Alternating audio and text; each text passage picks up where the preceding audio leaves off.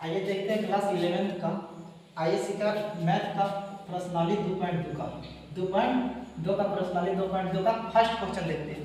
पहला क्वेश्चन बोल रहा है आपसे कि मान लीजिए कि a बराबर इतना है, समुच्चय दिया हुआ और r के बीच रिलेशन दिया आपका 3x - 5 = 0, जहां x और y बिलोंग कर रहा है आपका a में। कारण के द्वारा a से a का एक संबंध r लिखिए, ठीक है, और इसके प्रांत, सह-प्रांत और परिसर भी लिखिए। देखते हैं क्वेश्चन कैसे करता है।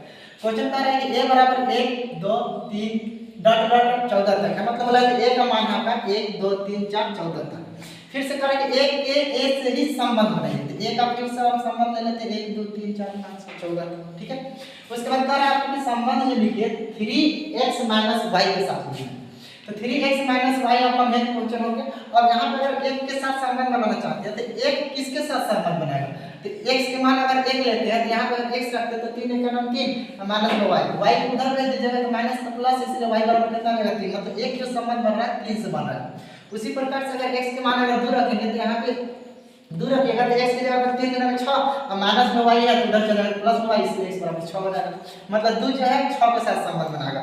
उसी प्रकार से 3 जो है आपका 9 के साथ संबंध बनाएगा, उसी प्रकार से 4 जो है 12 के साथ संबंध बनाएगा।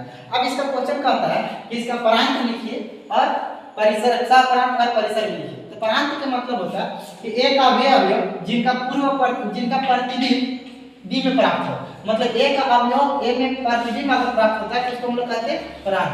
तो जैसे इसका प्रतिबिंब e बन रहा है, इसका प्रतिबिंब 1, इसका प्रतिबिंब 9, इसका प्रतिबिंब 12, इसका मतलब होगा तो जिसका प्रतिबिंब इधर प्राप्त होगा उसी को हम लोग कहते हैं प्रांत कहते चलते हैं।